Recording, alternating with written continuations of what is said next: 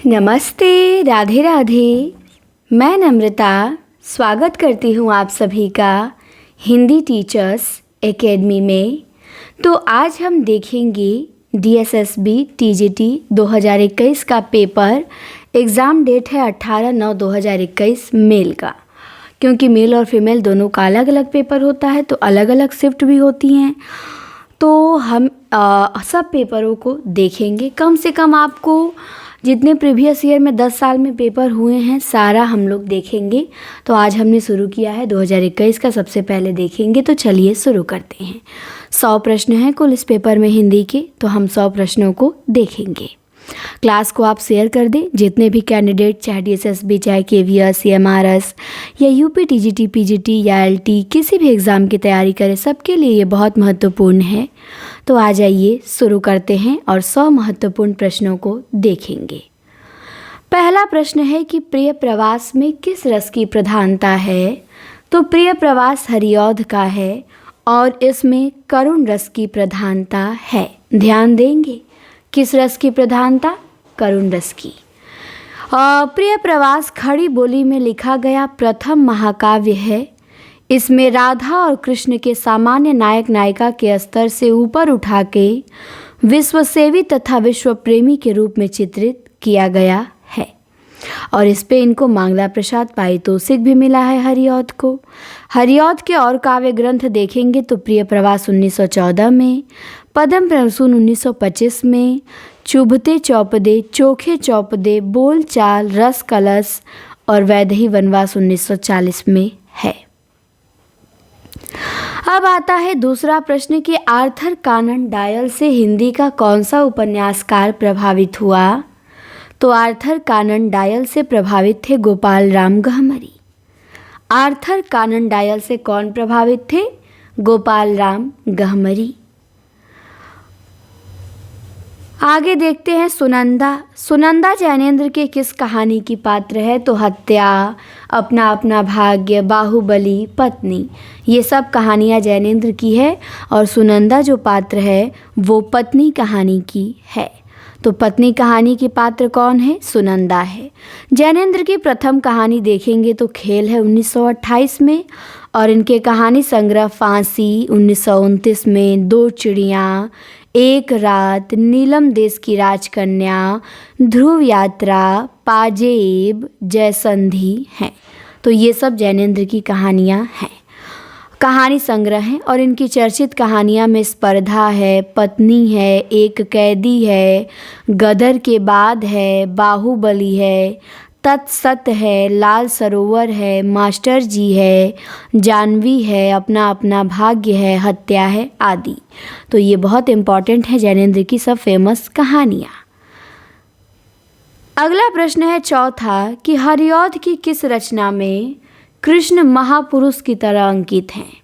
रस कलश, अधखिला फूल, प्रिय प्रवास, पारिजात। सब हरिऔध की रचनाएं हैं। अधखिला फूल उपन्यास है, बाकी तीनों काव्य हैं। तो प्रिय प्रवास में कृष्ण जो हैं वो महापुरुष की तरह अंकित हुए हैं। प्रिय प्रवास को हमने देखा, कुल 17 सर्ग हैं। कृष्ण के बचपन से लेकर मथुरा प्रस्थान तक का वर्णन किया गया है और हरिऔध को कृष्ण कवि सम्राट की उपाधि दी गई है। अब प्रिय प्रवास पे पुरस्कार मिला हमने देखा ही। बाकी हरिऔध की रचनाएं देखेंगे तो रस कलश है, अधखिला फूल उपन्यास है, पारिजात है, कृष्ण शतक है, रसिक रहस्य है, प्रेम प्रपंच है, प्रेमाम्बु प्रश्वर है, प्रेमाम्बु प्रवाह है, ग्राम गीत है, कल्पलता है, बोल चाल है, मर्म स्पर्श है, चोखे चौपदे है, चुभदे चौपदे, पद्म प्रसून इत्यादि। पांचवा प्रश्न है कि कौन सा उपन्यास रांगे राघव द्वारा नहीं लिखा गया है? बंदूक और बीन तो है, देवकी का बेटा भी है, पक्षी और आकाश भी है, लेकिन भाग्यवती ये राघव जी का नहीं है। भाग्यवती श्रद्धाराम फुल्लौरी का है, 1877 में लिखा गया। तो ध्यान देंगे। आगे आते हैं 6वें नंबर के प्रश्न में। 6 में पूछा गया है कि कौन सी रचना शेखर जोशी की नहीं है? साथ के लोग, नए पत्ते, हलवाहा, एक पेड़ की याद। तो 7 के लोग, हलवाहा और एक पेड़ की याद, ये तीनों शेखर जोशी की है, लेकिन नए पत्ते नहीं है। नए पत्ते किसकी रचना है? सूर्यकांत त्रिपाठी निराला की काव्य रचना है नए पत्ते। 7वां प्रश्न है कि हिंदी में रिपोर्ताज का जनक किसे माना जाता है? तो हिंदी में रिपोर्ताज का जनक माना जाता है शिवदान सिंह चौहान को। इन्होंने हिंदी का पहला रिपोर्ताज लक्ष्मीपुरा लिखा, जो रूपाप पत्रिका में प्रकाशित हुआ। और रिपोर्ताज फ्रांसीसी भाषा का शब्द है। हिंदी गद्य विधा के रूप में इसका आविर्भाव द्वितीय विश्व युद्ध के आसपास हुआ। राम कुमार वर्मा ने रिपोर्ताज पेरिस के नोट्स, निर्मल वर्मा ने प्रागह एक स्वप्न और अस्क ने पहाड़ों में प्रेममय संगीत रिपोर्ताज लिखा है। 8वां प्रश्न है कुछ आप बीती कुछ जग बीती। इस आत्मकथा के लेखक कौन हैं? तो इसके लेखक भारतेंदु जी हैं। इन्होंने लिखा है कुछ आप बीती कुछ जग बीती। 9 नंबर का प्रश्न है कि साकेत महाकाव्य के रचनाकार कौन हैं? तो साकेत महाकाव्य के रचनाकार मैथिली शरण गुप्त हैं। इन्होंने साकेत लिखा है। इस पे इनको मंगला प्रसाद भी मिला है। 1931 में प्रकाशित हुआ। 12 सर्ग हैं। इसके अलावा कामायनी प्रसाद जी का महाकाव्य है, लोकायतन पंत जी का, और गुणवंत हेमंत एकांतवासी योगी ये श्रीधर पाठक का। इसके बाद पूछा गया है कि जो भाग्यवती है श्रद्धाराम फुल्लौरी का, ये कैसा उपन्यास है? बच्चों से संबंधित, सामाजिक, प्रकृति से संबंधित या तिलस्मी?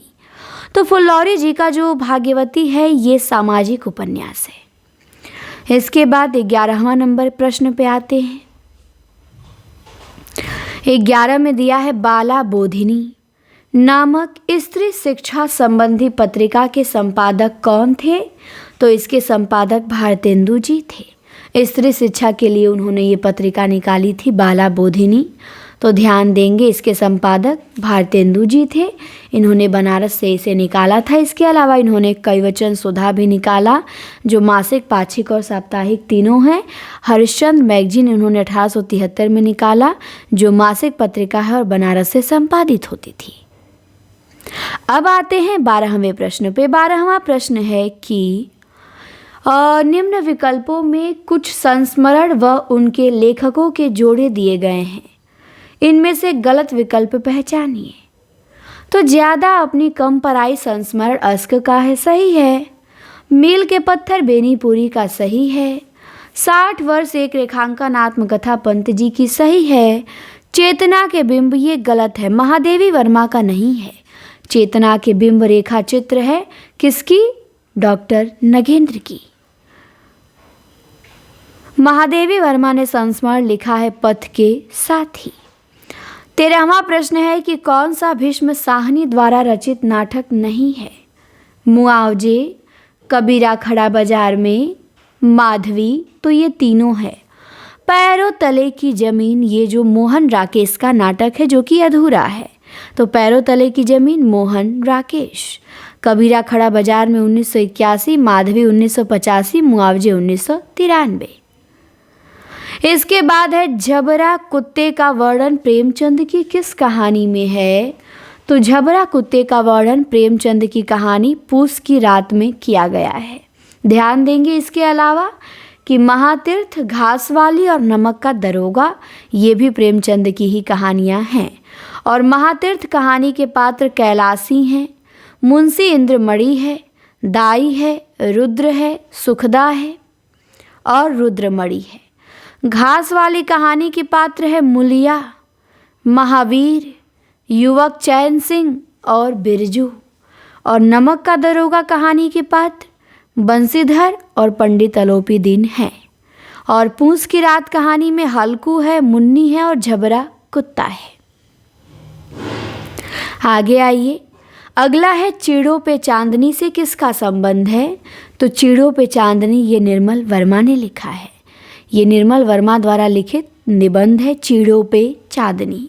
तो ध्यान देंगे, निर्मल वर्मा हिंदी के आधुनिक कथाकारों में एक मूर्धन्य कथाकार और पत्रकार थे। शिमला में जन्मे निर्मल वर्मा को मूर्ति देवी 1994 में, साहित्य अकादमी 1985 में और उत्तर प्रदेश हिंदी संस्थान पुरस्कार और ज्ञानपीठ से सम्मानित किया गया है। इनके कुछ निबंध संग्रह हैं: चिड़ों पे चांदनी, हर बारिश में, शब्द और स्मृति, कला का जोखिम, ढलान से उतरते हुए, भारत और यूरोप प्रतिश्रुति के क्षेत्र, शताब्दी के ढलते वर्षों में, दूसरे शब्दों में। 16वां है मेरी जीवन यात्रा। ये रचना किसकी है? तो ये आत्मकथा है। मेरी जीवन यात्रा किसकी है? तो राहुल सांकृत्यायन ने लिखा है मेरी जीवन यात्रा। इनकी और यात्रा वृतांत देख सकते हैं, जैसे मेरी लद्दाख यात्रा लिखा है राहुल जी ने, किन्नर देश में, रूस में 25 मास, यूरोप यात्रा, लंका यात्रा, जापान यात्रा, ईरान यात्रा, चीन में क्या देखा, लहासा की ओर, तिब्बत में 1.25 वर्ष, मेरी तिब्बत यात्रा आदि।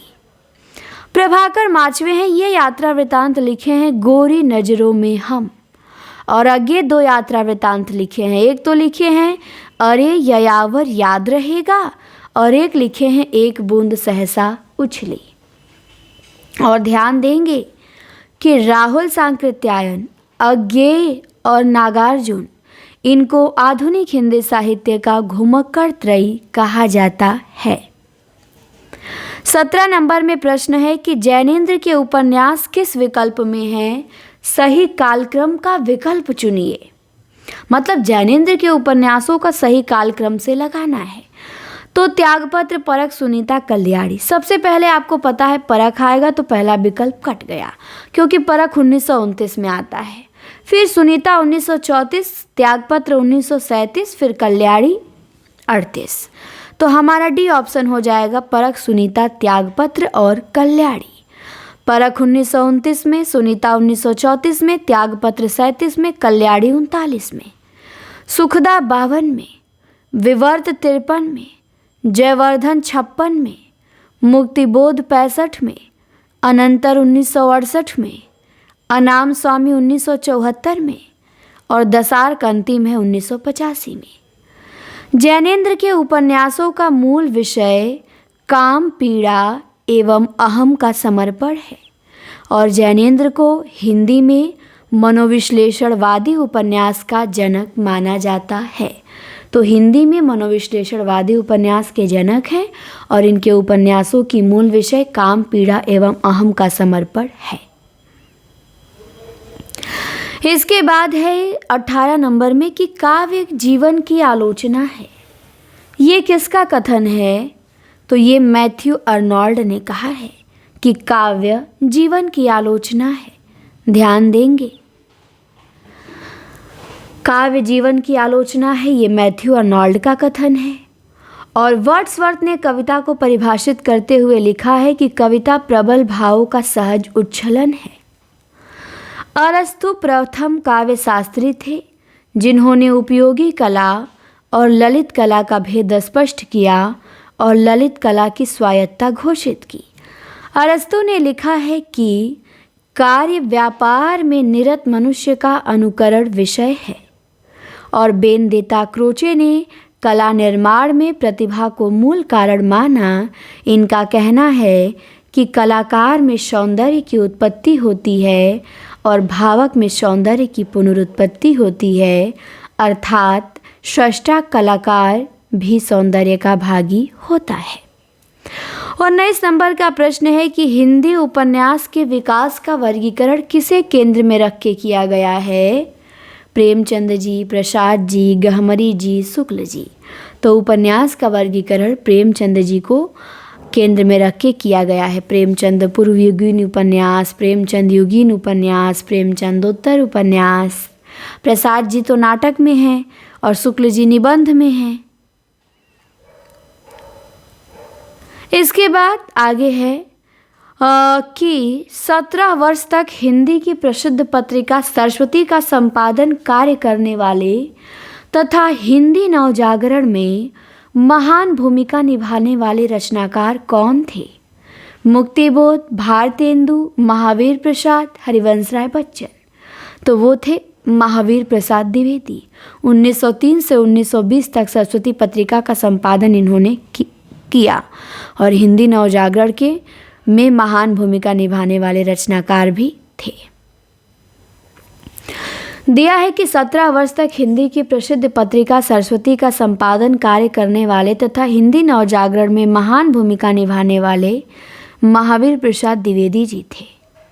सरस्वती पत्रिका के संस्थापक चिंतामणि घोष थे और इसके प्रथम संपादक बाबू श्याम सुंदर दास ने इसका प्रकाशन मासिक पत्रिका के रूप में सन 1900 में इंडियन प्रेस प्रयागराज से जनवरी मास में प्रारंभ किया और इसके द्वितीय संपादक के रूप में महावीर प्रसाद द्विवेदी ने सन 1930 से 3 से 20 तक लगातार संपादन किया और इसके तृतीय संपादक ने सन 1920 से 1947 तक किया पंडित देवी दत्त शुक्ल ने। तो ये सरस्वती पत्रिका के बारे में भी हमने देखा। फिर भारत भारती के रचनाकार कौन हैं? तो भारत भारती के रचनाकार मैथिली शरण गुप्त हैं। भारत भारती गुप्त जी की रचना है। इनकी आइए सारी रचनाएं हम देखते हैं। रंग में भंग है 1909 में, जयद्रथ वध है 1910 में, किसान है 1917 में, विकट भट्ट है 1929 में, गुरुकुल है 1929 में और झंकार भी है 1929 में, साकेत 1931 में, यशोधरा 1932 में, द्वापर 1936 में, जय भारत 1952 में, विष्णुप्रिया 1957 में, सिद्धराज 1936 में, हिंदू, वैतालिक, पंचवटी आदि ये सब रचनाएं गुप्त जी की हैं। भीष्म साहनी का देखेंगे तो झरोखे तमस, बसंती, मैया दास की माड़ी, हानोस कुंतो कड़िया है, महादेवी वर्मा का निहार, रश्मि निर्जा, सांदिगीत, यामा दीपशिखा, सप्तपर्णा है और जैनेन्द्र का पता ही है, परख, सुनीता, त्यागपत्र, कल्याणी, विवर्त, सुखदा, व्यतीत, जयवर्धन। 22 नंबर का प्रश्न है कि कौन सा काव्य संग्रह सोहनलाल द्विवेदी का नहीं है? भैरवी, दूध बतासा, आद्रा, पूजा गीत, सेवाग्राम। तो याद रखेंगे भैरवी, दूध बतासा और पूजा गीत, सेवाग्राम ये 3 रचनाएं सोहनलाल द्विवेदी की हैं, बट आद्रा नहीं है। आद्रा काव्य है सियाराम शरण गुप्त का। आद्रा कहानी है मोहन राकेश की। तो ध्यान देंगे। आगे आइए अगले प्रश्न पे। सोहनलाल द्विवेदी की और रचना देखेंगे तो भैरवी है, दूध बतासा है, पूजा गीत, सेवाग्राम है, प्रभाती है, युगधारा है, कुड़ाल है, चेतना है, बांसुरी है आदि।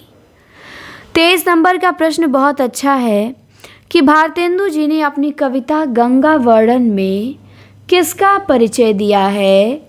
तो याद रखेंगे कि भारतेंदु ने अपनी कविता गंगा वर्णन में प्रकृति चित्रण का परिचय दिया है। किसका परिचय? प्रकृति चित्रण का। और याद रखेंगे गंगा वर्णन कविता किसकी है? तो भारतेंदु जी की है। किसकी कविता गंगा वर्णन? भारतेंदु की।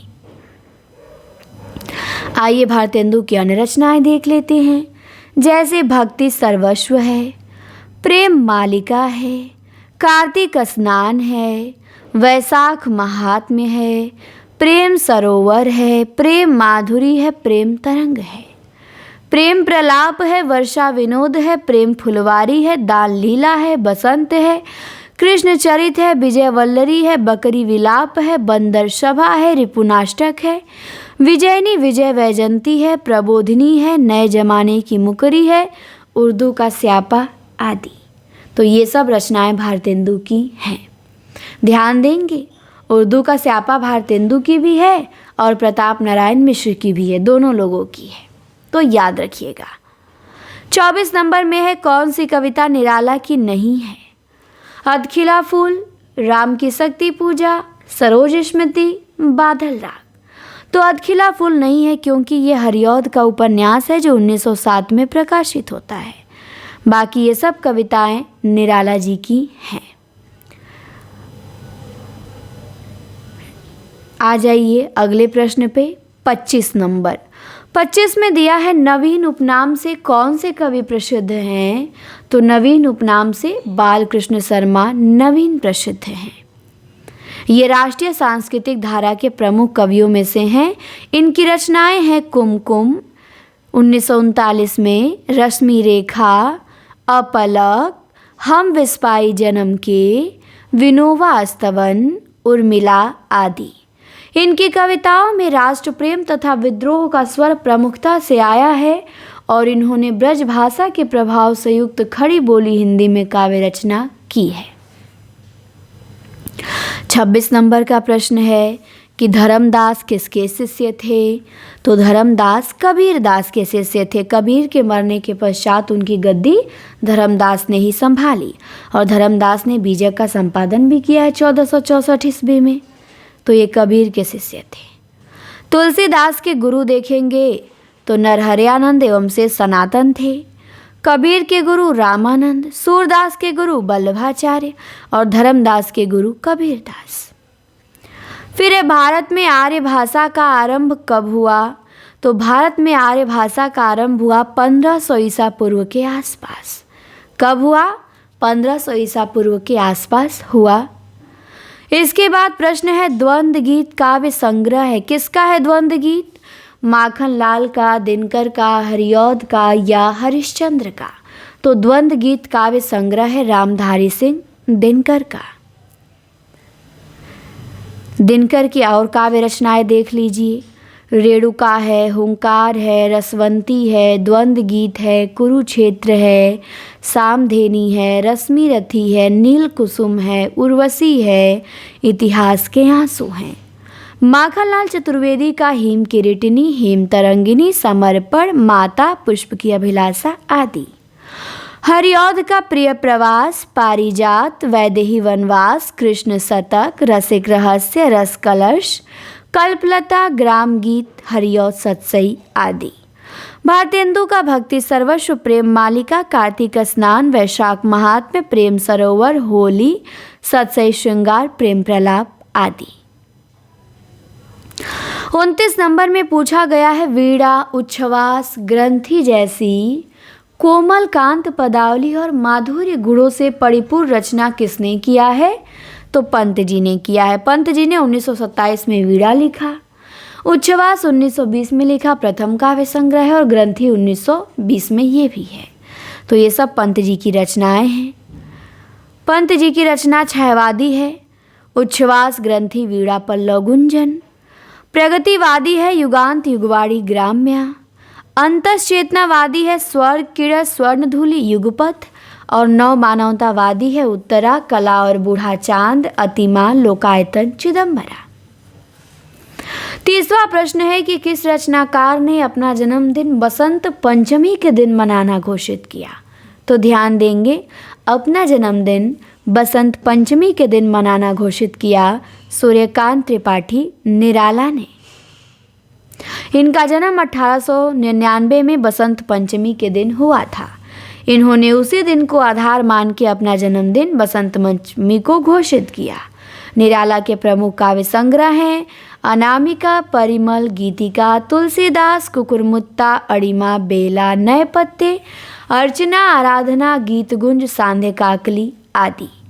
अनामिका में संकलित इनकी कविता देख लीजिए। सरोज स्मृति है, सम्राट एडवर्ड के प्रति है, प्रेयसी है, राम की शक्ति पूजा, रेखा, तोड़ती पत्थर, यही सच है। और परिमल में संकलित इनकी कविताएं अधिवास, जूही की कली, बादल राग, विधवा, भिक्षुक, संध्या सुंदरी, पंचवटी प्रसंग है। इसके बाद है 31 नंबर में एक बहुत अच्छी पंक्ति है और पूछी गई है कि ये पंक्ति किसकी है। वह इष्ट देव के मंदिर की पूजा सी, वह दीप शिखा सी शांत भाव में लीन, वह टूटे तारों की छूटी लता सी दीन, दलित भारत की विधवा है।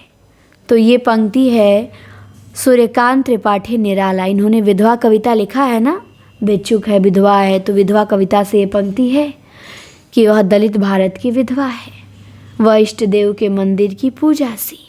किसकी पंक्ति? निराला जी की। निराला जी की विधवा कविता से है, जो कि परिमल में संकलित है। और प्रसाद जी की यहाँ कुछ रचनाएं हैं, देख लेते हैं। उर्वशी है, वन मिलन है, प्रेम राज्य है, अयोध्या का उद्धार है, शोकोच्छ्वास है, वभ्रुवाहन है, कानन कुसुम है, प्रेम पथिक है, करुणालय है, महाराणा का महत्व है, झरना है, आंसू है, लहर है, कामायनी है। और दिनकर स्वच्छंदतावादी धारा के कवि हैं।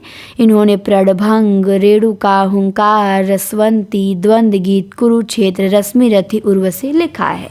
दिनकर को समयसूर्य तथा धैर्य का कवि भी कहा जाता है। 32 नंबर का प्रश्न है कि निहार तथा रश्मि ये काव्य संग्रह किसका है? तो ये महादेवी वर्मा का है। इन्होंने ही लिखा है निहार और रश्मि। महादेवी वर्मा की रचनाएं निहार, रश्मि, नीरजा, सांध्य गीत हैं। गीत लिखने में जैसी सफलता महादेवी जी को हुई वैसी और किसी को नहीं। सुभद्रा कुमारी चौहान तो राष्ट्रीय सांस्कृतिक धारा की कवित्री हैं और इनकी रचना दो ही है, त्रिधारा और मुकुल।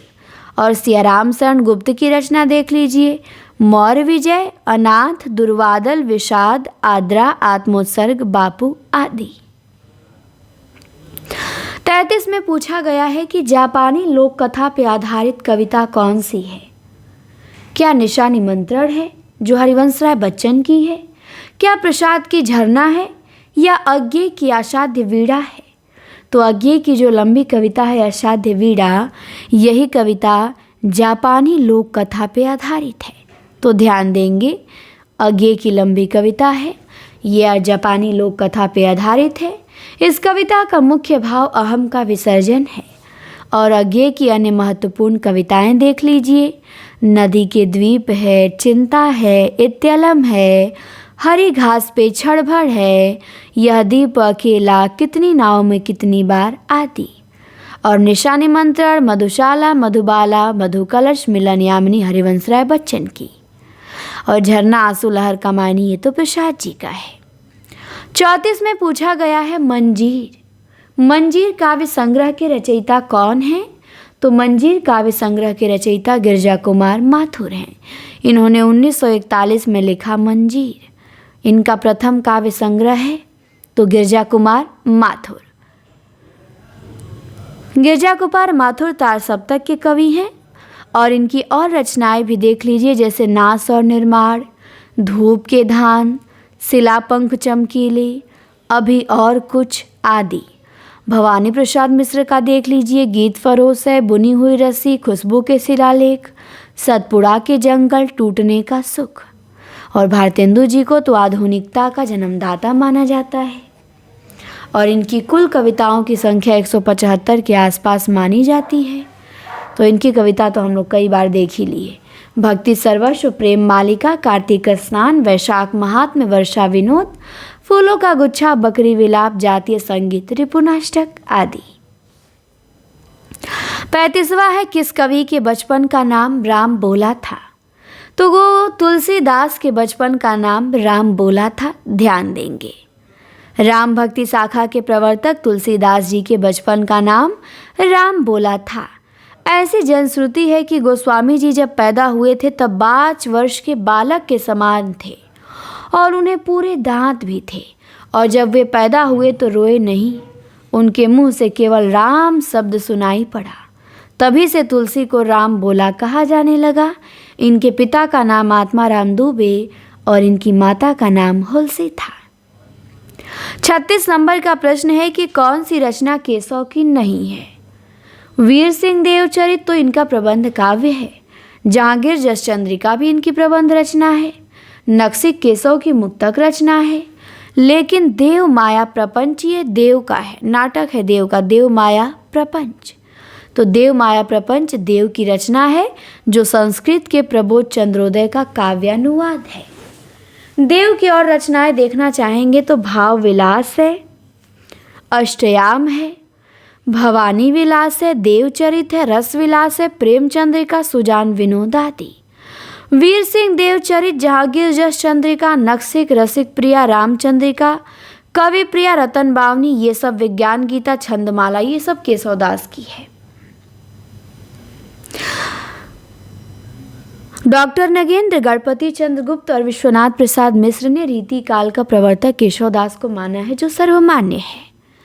37 नंबर का प्रश्न है कि महाराणा का महत्व, ये कविता है, किसकी कविता है? तो ये कविता जयशंकर प्रसाद की है। महाराणा का महत्व लहर में संकलित है ना, तो महाराणा का महत्व जयशंकर प्रसाद की कविता है। छायावाद के प्रवर्तक हैं। इनकी रचना है उर्वशी, वन मिलन, प्रेम राज्य, अयोध्या का उद्धार, शोकोच्छ्वास, बभ्रुवाहन, कानन कुसुम, प्रेम पथिक, चित्राधार, झरना, आंसू, लहर, कामायनी। सुभद्रा कुमारी चौहान का झांसी की रानी, त्रिधारा और मुकुल है। आगे आइए अगले प्रश्न पे। अगला प्रश्न है 38 नंबर का कि मैं कल्पना के सत्य को सबसे बड़ा सत्य मानता हूँ। ये विचार किसका है? तो ये सुमित्रा नंदन पंत का है। ये लिखते हैं कि मैं कल्पना के सत्य को सबसे बड़ा सत्य मानता हूँ। तो ध्यान देंगे, पंत जी ने लिखा है और कहते हैं पंत जी कि मेरा विचार है कि वीणा से लेके ग्राम्या तक सभी रचनाओं में अपनी कल्पना को ही वाणी दी है। 39 नंबर में है कि पंत जी का काव्य संग्रह पल्लव कब प्रकाशित हुआ? तो पंत जी का काव्य संग्रह पल्लव 1928 में प्रकाशित हुआ। पल्लव की भूमिका को छायावाद का घोषणा पत्र या मैनिफेस्टो कहा जाता है। ध्यान देंगे। और पंत जी ने पल्लव की भूमिका में भाषा, अलंकार, छंद, शब्द और भाव के सामरस्य पे विचार व्यक्त किए हैं। पंत जी की कुछ रचनाएं हैं जिनका डेट है, देख सकते हैं। उच्छ्वास 1920, ग्रंथि 1920, वीणा 1927, पल्लव 1928, गुंजन 1932, युगांत 1936, युगवाणी 1939, ग्राम्या 1940, कला और बूढ़ा चांद 1959। 40वां प्रश्न है कि हिंदी का संबंध किस भाषा परिवार से है? तो हिंदी का संबंध भारोपीय परिवार से है। किस भाषा परिवार से? भारोपीय परिवार से। भारोपीय परिवार को इंडो जर्मनिक, आर्य परिवार तथा भारत हिती परिवार भी कहा जाता है। भारोपीय परिवार की 10 शाखाएं हैं जिन्हें 2 वर्गों शतम और केंतुम में बांटा गया है। शतम वर्ग में ही भारत ईरानी आर्य भाषाएं आती हैं। डॉक्टर गियर्सन ने भारत ईरानी को 3 उपवर्गों में बांटा है। ईरानी, दरद और भारतीय आर्य भाषा 3 उपवर्गों में बांटा है। 41 नंबर का है कि अर्धमागधी से निकली आधुनिक भाषा कौन सी है? पूर्वी हिंदी, मागधी हिंदी, मराठी या पिशाची? तो पिशाची नहीं है, कोई पैसाची है। लेकिन जो पूर्वी हिंदी है अर्धमागधी अपभ्रंश से निकली है। ध्यान देंगे। और मराठी महाराष्ट्रीय अपभ्रंश से निकली है। तो पूर्वी हिंदी किस अपभ्रंश से निकली है? अर्धमागधी से। अर्धमागधी से निकली आधुनिक भाषा पूर्वी हिंदी है। अर्धमागधी प्राचीन काल में मगध की साहित्यिक एवं बोलचाल की भाषा थी। जैन धर्म के 24वें तीर्थंकर महावीर स्वामी ने इस भाषा में अपना धर्मोपदेश दिया था। अर्धमागधी अपभ्रंश से पूर्वी हिंदी उपभाषा निकली है और पूर्वी हिंदी उपभाषा से 3 बोलियां निकली हैं, अवधी, बघेली और छत्तीसगढ़ी। इसके बाद 42 नंबर में आते हैं। 42 में दिया है कि संस्कृत के तत्सम शब्दों के हिंदी में परिवर्तित रूप क्या कहलाते हैं?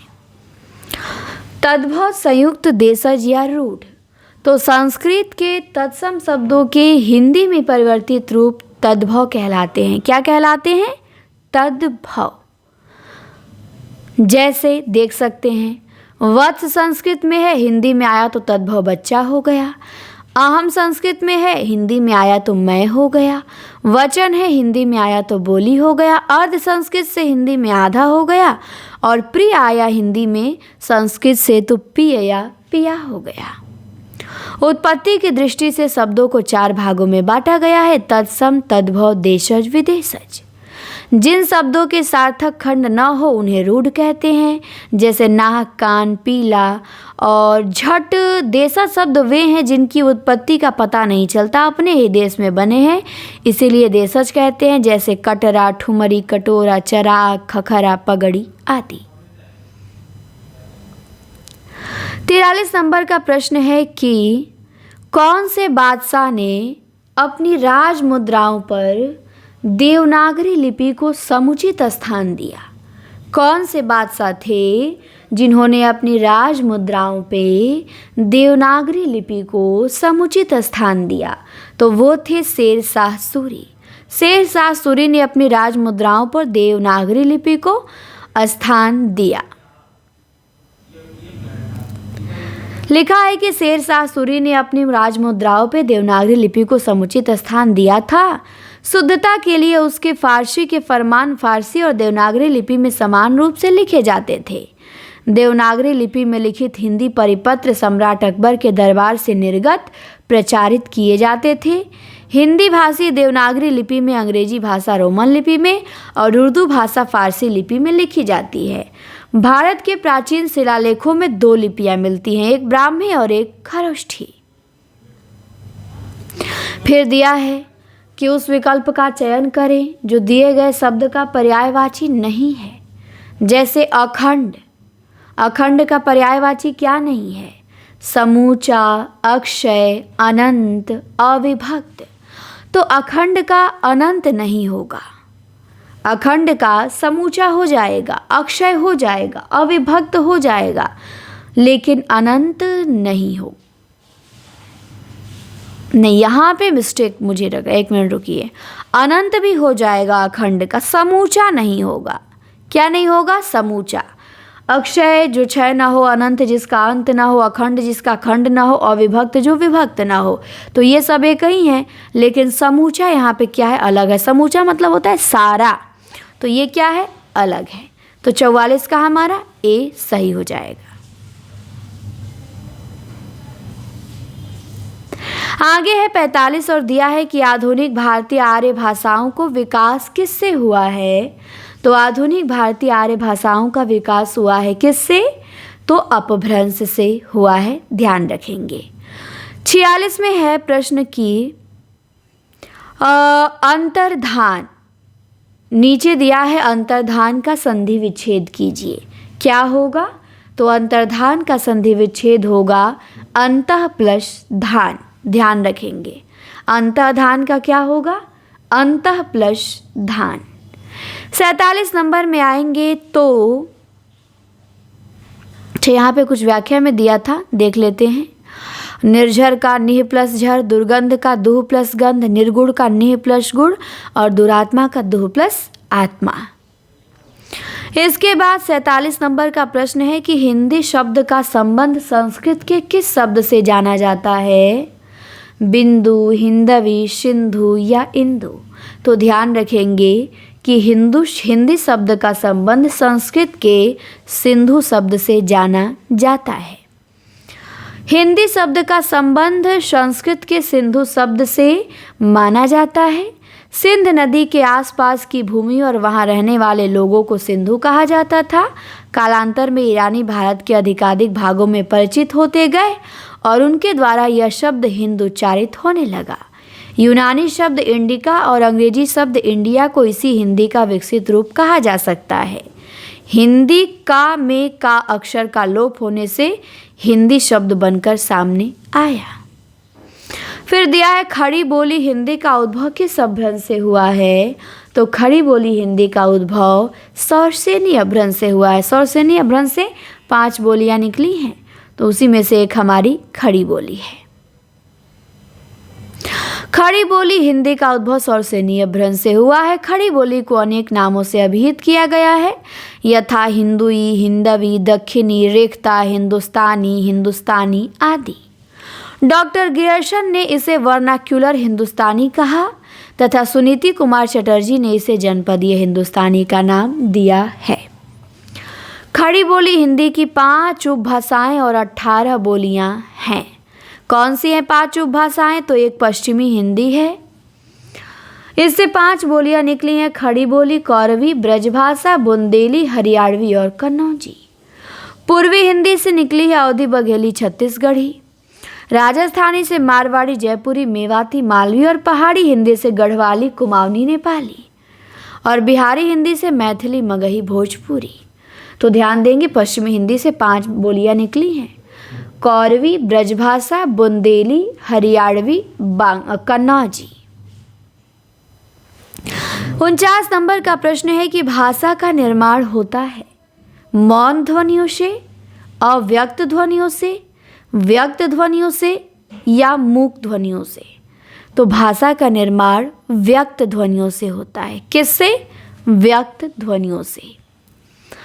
भाषा का निर्माण व्यक्त ध्वनियों से होता है, अर्थात हम जो ध्वनि व्यक्त करते हैं उसी से ही भाषा निर्मित होती है। भाषा का रूप उच्चारण तथा लिपि के माध्यम से प्रेषित होता है। उच्चारण वो ध्वनि संकेत है जो शारीरिक अवयव के माध्यम से व्यक्त होता है। 50 नंबर का प्रश्न है कि अ की 12 खड़ी देवनागरी लिपि सुधार समिति ने अस्वीकृत कर दी थी। इसके अध्यक्ष कौन थे?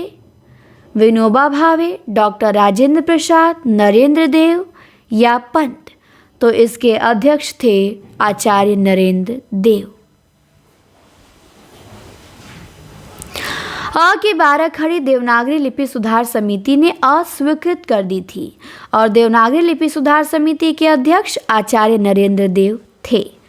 सर्वप्रथम बाल गंगाधर तिलक ने तिलक फॉन्ट बना के देवनागरी लिपि सुधार का आरंभ किया और सर्वप्रथम सावरकर बंधुओं ने अ की 12 खड़ी तैयार की तथा महात्मा गांधी ने हरिजन सेवक में इसका प्रयोग हुआ।